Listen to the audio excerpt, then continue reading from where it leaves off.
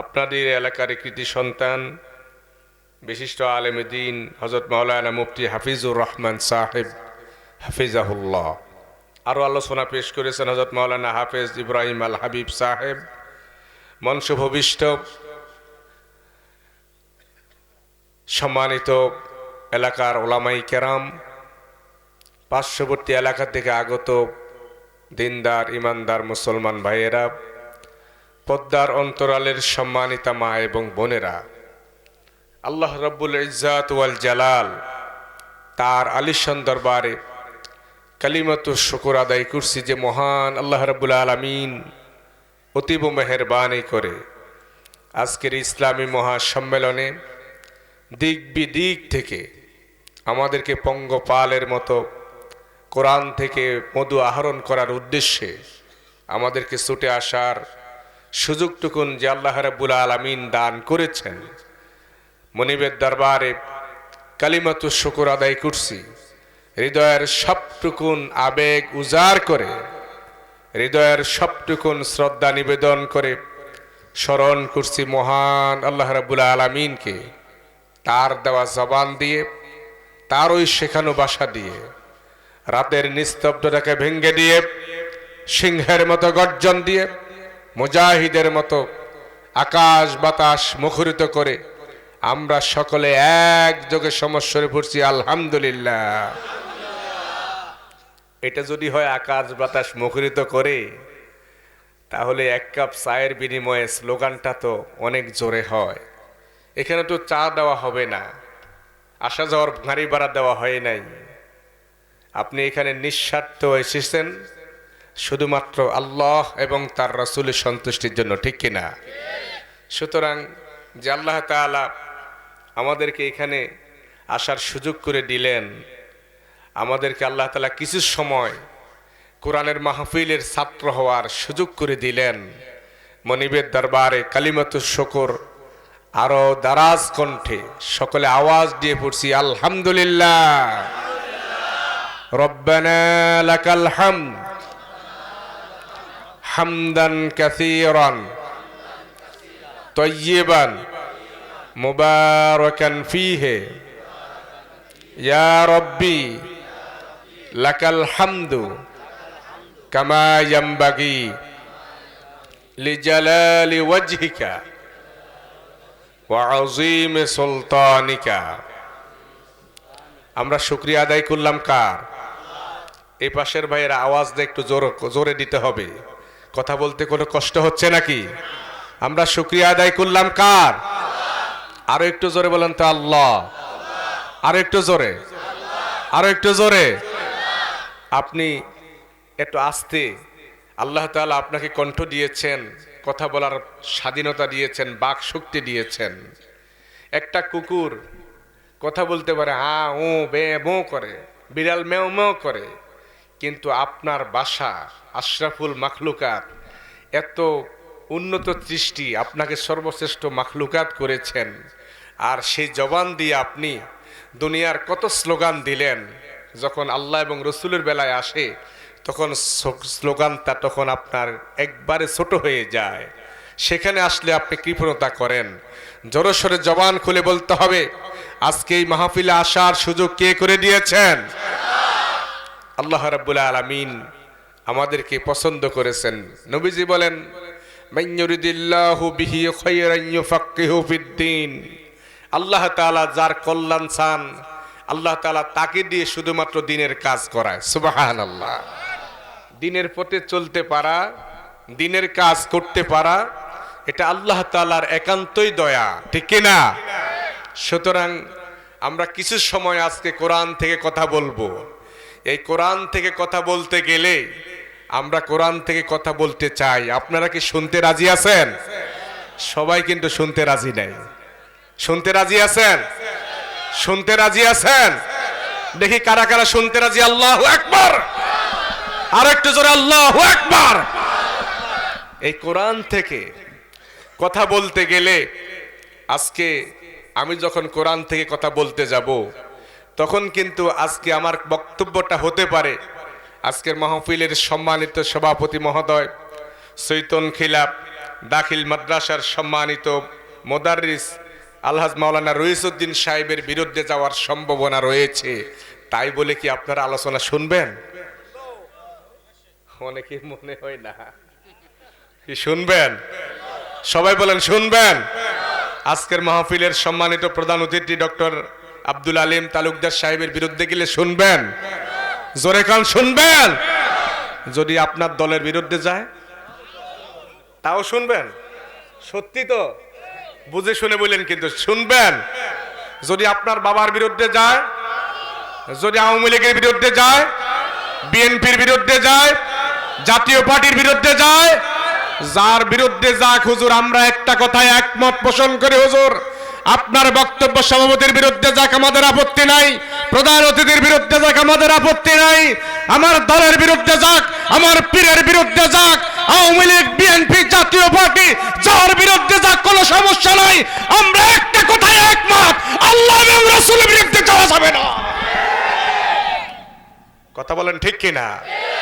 আল্লাহ এবং রাসূলের বিরুদ্ধে কোনো বক্তব্য যাওয়া যাবে। আমার ভাইয়েরা, তাহলে এই মন মানসিকতা নিয়ে বসলে পরে হতে পারে কিছু কথা বলতে পারবো ইনশা। বলেন ইনশা। প্রিয় ভাইয়েরা, আল্লাহ রাব্বুল আলামিন আমাদেরকে এই পৃথিবীতে সৃষ্টি করেছেন, সৃষ্টি করে এমনি ছেড়ে দেন নাই। আল্লাহ তাআলা চলার জন্য গাইডলাইন দিয়েছেন, ঠিক কিনা? আমার ভাইয়েরা, আল্লাহ রাব্বুল আলামিন মানবতার হেদায়েতের জন্য আল্লাহ রাব্বুল আলামিন মানব কিভাবে চলবে, মানুষ কিভাবে চলবে, তার চলার জন্য পথ নির্দেশিকা আল্লাহ রাব্বুল আলামিন কোরআনে কারীম দান করেছেন। আল্লাহ রাব্বুল আলামিন বলেন, আলিফ লাম রা কিতাবুন আনজালনাহু ইলাইকা লিতুখরিজান নাসা মিনাজ যুলুমাতি ইলান নূর। আলিফ লাম রা কিতাবুন আনজালনাহু ইলাইক, ও নবী আপনার প্রতি এই কিতাব নাজিল করা হয়েছে, লিতুখরিজান নাসা মিনাজ যুলুমাতি ইলান নূর, যাতে করে আপনি মানুষদেরকে অন্ধকার থেকে এই কোরআন দিয়ে আলোর পথে নিয়ে আসতে পারেন। জোরে কোন সুবহানাল্লাহ। কোরআন দিয়ে মানুষদেরকে অন্ধকার থেকে আলোর দিকে নিয়ে আসার জন্য আল্লাহ তাআলা অন্ধকার থেকে আলোর দিকে নিয়ে আসার জন্য লাইটের মতো করে আল্লাহ তাআলা হেদায়েতের এই কিতাব নাজিল করেছেন, ঠিক কিনা? আমার প্রিয় ভাইয়েরা, এখন আমরা কোরআন দিয়ে কি করি জানেন? কোরআন দিয়ে আমরা এখন তাবিজ বানাইয়া গলার মধ্যে ঝুলাই, কোরআন দিয়ে কাইতন পরা দেই, কোরআন দিয়ে আমরা পানি পরা দেই, কোরআন দিয়ে আমরা তাবিজ লিখে মানুষের গলায় ঝুলিয়ে দেই। আমি মাঝে মধ্যে বলে থাকি, আপনি অসুস্থ রোগী, ডাক্তারের কাছে শেরপুরে গেলেন, গিয়ে বলেন, ডাক্তার সাহেব দীর্ঘদিন পেট ব্যথা। ডাক্তার সাহেব আপনার পরীক্ষা নিরীক্ষা করার পর একটা প্রেসক্রিপশন দিয়ে দিলেন। এই প্রেসক্রিপশনটা নিয়ে আপনি বাড়ির মধ্যে নিয়ে আসলেন, সরাসরি প্রেসক্রিপশন নিয়ে এসে ঘরের দরজার মধ্যে সুন্দর করে লেমিনেটিং করে আপনি টাঙ্গাইয়া দিলেন দরজার মধ্যে। টাঙ্গানোর পর বলেন দেখি আপনার রোগ কি ভালো হবে? কেন ভালো হবে না? ওষুধে খাই নাই, প্রেসক্রিপশনটা আইনে কি করছে? একবারে ঝুলাইয়া রাখছে ঘরের দরজার সামনে। রোগ তো সব ভালো হয়ে যাবে, তাই না? সবাই তো জবাব দেন না, ভালো হবে?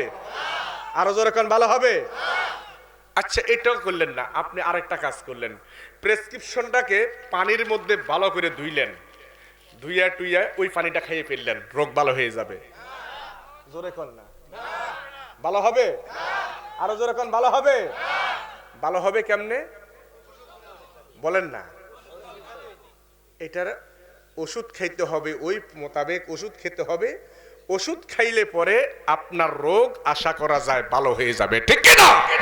আরো জোরে কোন ঠিক কিনা? আজকে মুসলমান জাতির অত্যন্ত পরিতাপের সাথে বলতে হয়, আজকে যে মুসলমান তাদের ভাগ্য পরিবর্তন করার জন্য আল্লাহ রাব্বুল আলামিন যে কোরআন দিয়েছেন, সেই কোরআন থেকে মুসলমান আজকে ঘরের মধ্যে তাবিজ, ভূত দলানের জন্য, জিন পেটনি দলানের জন্য ব্যবহার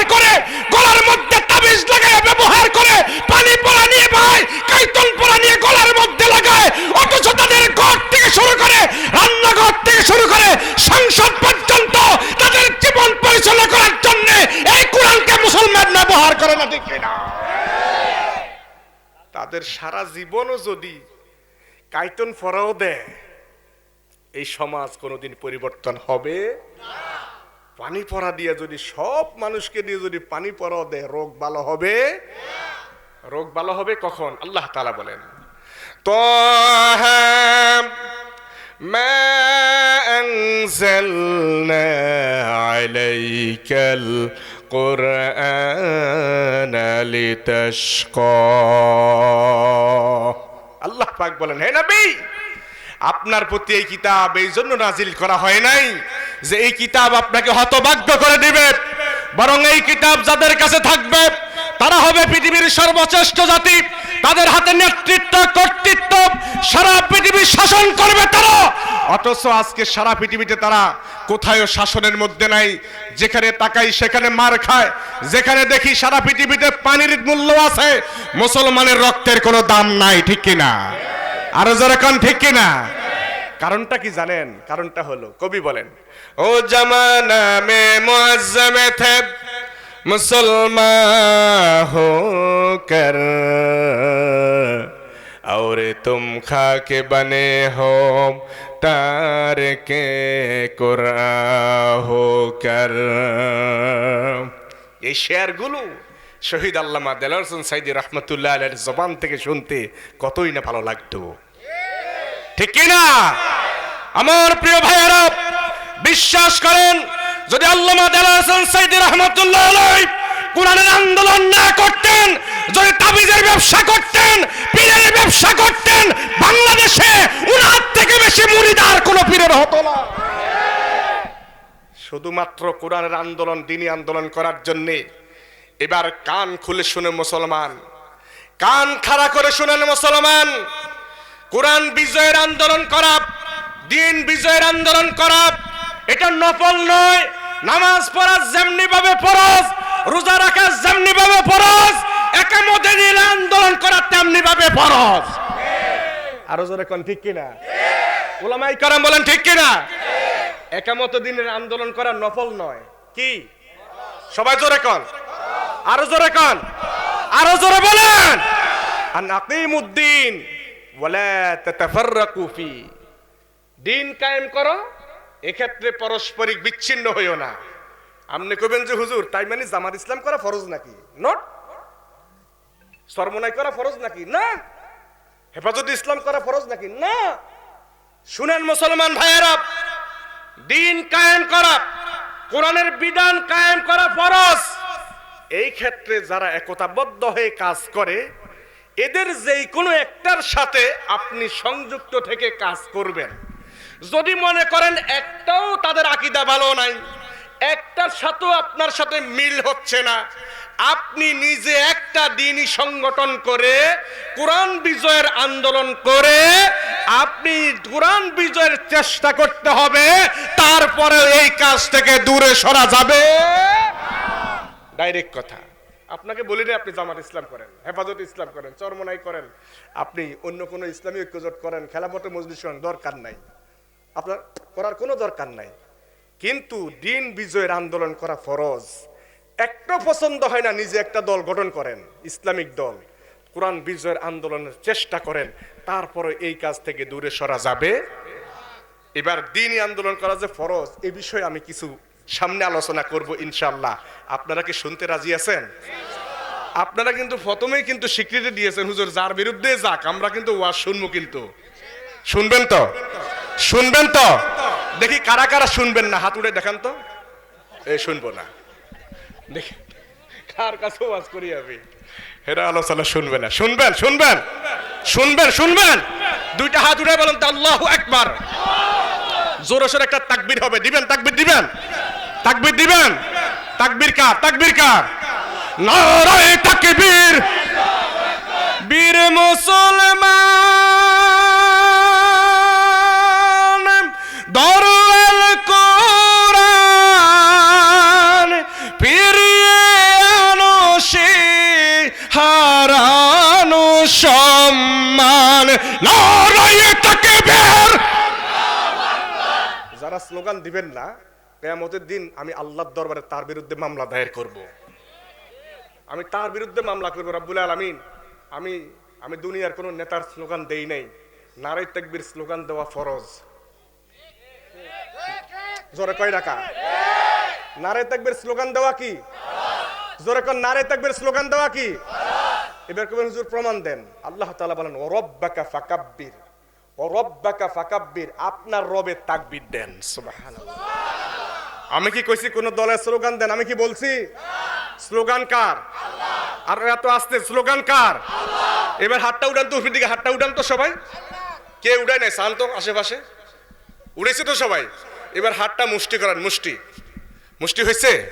এবার গলা আয় দেন ভালো করে, আরো জোরে, আরো জোরে। নারায়ে তাকবীর। হয় নাই, হয় নাই, হইছে নি? হয় নাই। ও তাতে না, হ্যাঁ আরো জোরে কইতে হইব, আরো জোরে। হ্যাঁ এবার জোরে সরে, এইভাবে এইভাবে এইভাবে। নারায়ে তাকবীর। ইসলাম দিন ইসলাম, আল কোরআনের আলো, আল হাদিসের আলো, নারায়ে তাকবীর। আলহামদুলিল্লাহ। এবার যারা দোকানে বই থাকবো থাক, আমরা কিছু করার নাই। আমরা যদ্দুর ফাটছি ডাক দিছি, কি বলেন? আমরা যদ্দুর ফাটছি ডাক দিছি। এবার না আইলে দোকানে বই থাক, বাড়িতে বসে থাকুক, আমাদের কোনো আপত্তি। আলোচনা চলবে, চলবে, চলবে, ফজর পর্যন্ত চলবে। মিয়া ফজর পর্যন্ত ভান্ডার ইনে চলে। কেমনে চলা জানেন? আরে প্রেমের তালা দেখতে বালা রাইখো গোপনে, আরে অমক বিনে প্রেমের তালা খুলবি কেমনে? আরে মনির শিব আউলিয়ারা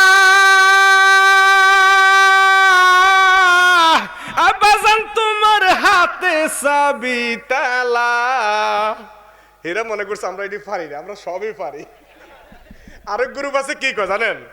শুনো মুমিন আহে মুসলমান, রাসূলুল্লাহর উপাদেতে মুর্শিদ কেবলা জান।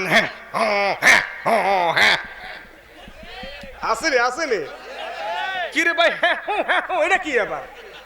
এটা কি আবার? জিকির করবে হয়তো আল্লাহ, কি করতে হবে? আল্লাহ, সুবহানাল্লাহ, আলহামদুলিল্লাহ, ওয়ালা ইলাহা ইল্লাল্লাহু আল্লাহু আকবার। নবীজি শিখে গেছে এই জিকির, আর তুমি জিকির করো।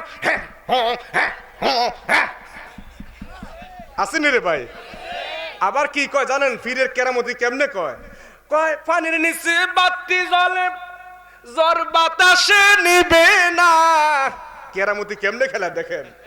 পানির নিচে বাতি জ্বলে, জ্বর বাতাসে নিবে না। আমার পীর সাহেবের মুরিদে হইলে নমাজে রোজা লাগে না। আচ্ছা কোন তো দেখি, যে পীর সাহেব নামাজ পড়ে না, এটা পীর না শয়তান? আরো জোরে কান, পীর না শয়তান? যেই পীরে নামাজ পড়ে না, যার সাথে কোরআন হাদিসের সম্পর্ক নাই, তার থেকে ভণ্ড আর কেউ হতে পারে না।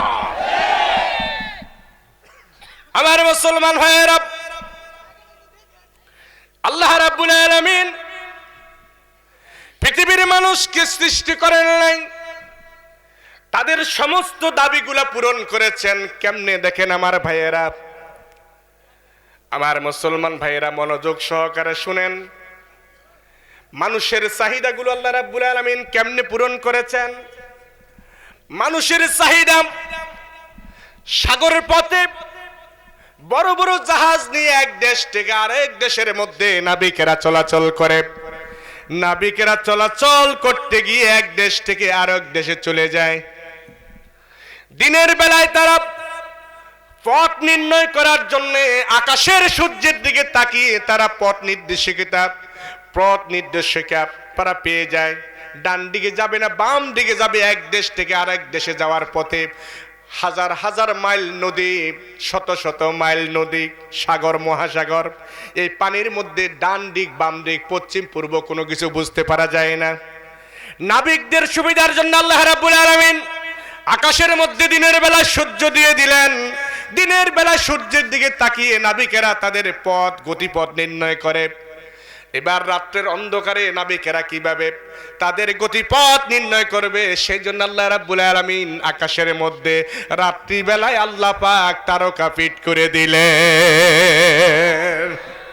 এই তারকার দিকে তাকিয়ে নাবিকেরা রাত্রিবেলায় এক দেশ থেকে অন্য দেশে যাওয়ার পথে তাদের গতিপথ নির্ণয় করে নেয়।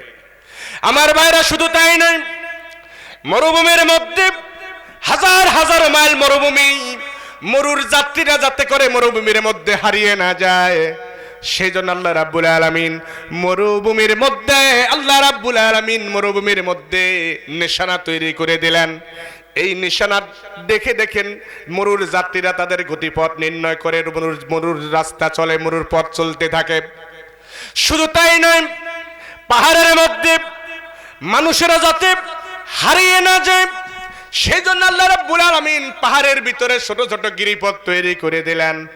পাহাড়ের মধ্যে মানুষ যাতে করে পিপাসায় মানুষ যাতে মারা না যায়, সেই জন্য পাহাড়ের মধ্যে আল্লাহ পাক ঝর্ণা দ্বারা সৃষ্টি করে দিলেন, সেখানে পানির ব্যবস্থা করে দিলেন। আমার ভাইয়েরা, যে আল্লাহ রাব্বুল আলামিন সাগরের মধ্যে, আল্লাহ রাব্বুল আলামিন দিনের বেলায় নাবিকের সুবিধার্থে সূর্য, রাতের অন্ধকারে তারকা দিলেন, যে আল্লাহ রাব্বুল আলামিন মরুভূমির মধ্যে আল্লাহ রাব্বুল আলামিন নিশানা বানিয়ে দিলেন, পাহাড়ের মধ্যে পানির জন্য দ্বারা প্রবাহিত করে দিলেন এবং পথ তৈরি করে দিলেন। আল্লাহ রাব্বুল আলামিন বুঝি আমার আপনার জীবন পথ কোন পথে চলবে, কিভাবে চালাবেন, এমন কোন গাইডলাইন দেন নাই।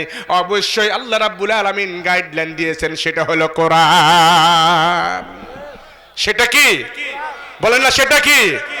রাত কেটেছে স্বপ্নে বিভোর, দিন কেটেছে ভাবতে, কতটা সময় লাগবে তোমার দিনের পথে নামতে,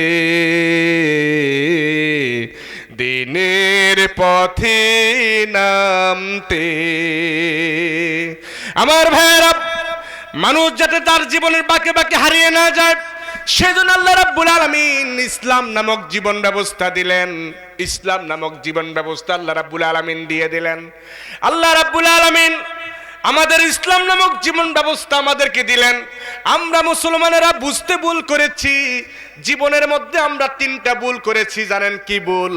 আমরা মনে করেছি ইসলাম হিন্দু ধর্মের মতো, খ্রিস্টান ধর্মের মতো একটা ধর্ম, আর মুহাম্মদ সাল্লাল্লাহু আলাইহি সাল্লামকে আমরা মনে করেছি একজন ধর্মীয় নেতা, আর কোরআনটাকে আমরা মনে করেছি একটা ধর্মীয় কিতাব। বিশ্বাস করেন আমার ভাইয়েরা, যদি